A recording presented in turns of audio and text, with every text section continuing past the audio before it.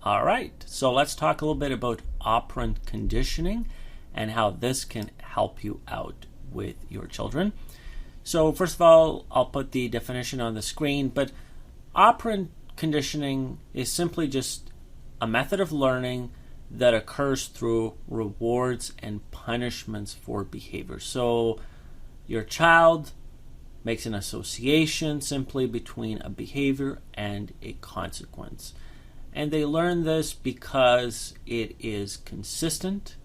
So whenever they do a behavior, there's always a consequence following it, right? They're not going to learn if the consequence doesn't always follow the behavior. But we'll get into the specifics in just a second. The main thing, though, to take out from operant conditioning is that you've got positive reinforcement, you've got negative reinforcement, and you have punishment. Now, it's important to understand that both positive and negative reinforcement increase the likelihood of a behavior. They just do it in a different way. So in the case of positive reinforcement, you're adding something to increase the likelihood of a behavior. So let's say you say to your child that if they wash the dishes, they'll get a toy. Or if they wash the dishes, they'll get to play for 30 minutes their favorite video game. So you're just adding the toy or the video game to increase the likelihood of that behavior. Negative reinforcement, on the other hand, is you're removing something to increase the likelihood of their behavior. So maybe you say, well, if you go to school every single day and you don't miss any days, then during the summer, it's going to be a whole summer where you can decide what you want to do. Let's say usually you get to plan out their summer and you get to dictate everything that they do during the summer. But in this case, you remove that thing that they hate, and that is you controlling their summer and everything that they're going to do. Instead, you say, well, don't skip any days in school this year, and your reward will be the removal of this thing that you hate during the summer, where I get to control what you do. The other concept to keep in mind, of course, is punishment. And punishment also has a positive and negative, just like reinforcement.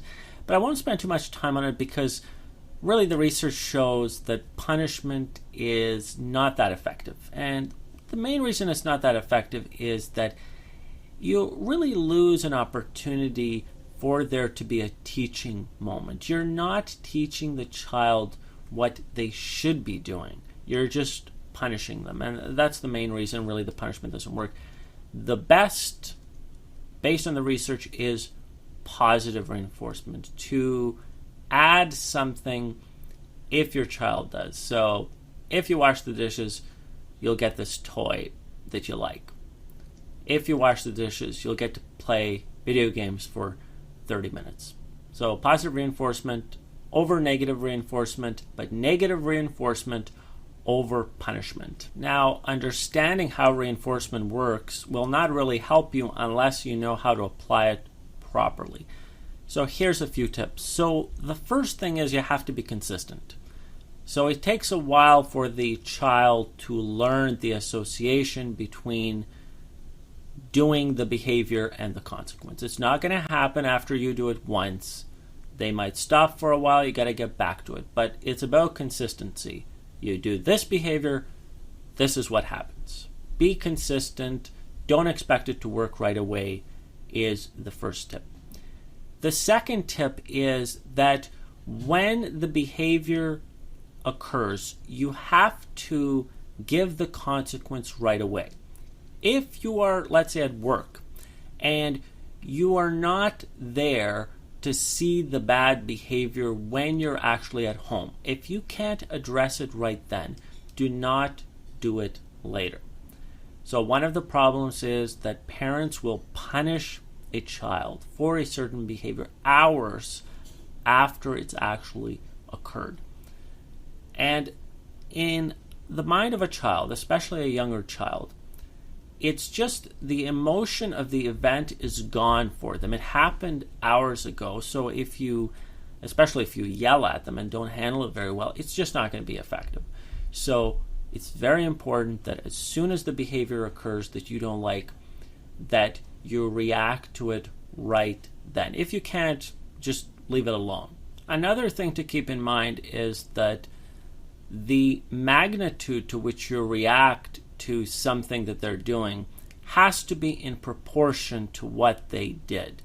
So you can't yell and react really, really angrily if what they did really doesn't warrant that level of reaction. So the child has to feel that it's in line with what happened. And, especially if the child hasn't learned a certain skill yet, you can't be too angry about it. It's important to correct it, but you have to keep your emotions in check and not go overboard, or it's just not going to be as effective. It's got to match the behavior that actually occurred. You also have to be specific. Sometimes parents expect their children to read their mind. Your child doesn't know what you're thinking. They're not psychic, most likely. So you have to be very, very specific. And especially if a child is younger, you also have to request one thing at a time, right? You don't say, do this and this and this and this and this. Just one thing at a time. Be specific. Very important.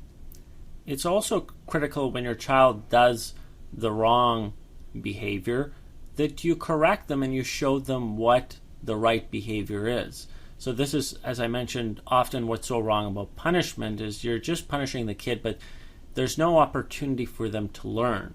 So this is the time to learn. When they do something wrong, you have to show them what is the correct way of doing this. And of course, you do it in a way where you're patient and you're not angry and all emotional. That's very important. Don't be also afraid to praise your kids. When they do something correctly, praise them. Don't just focus on the negative things that you do. So make sure you do that as well.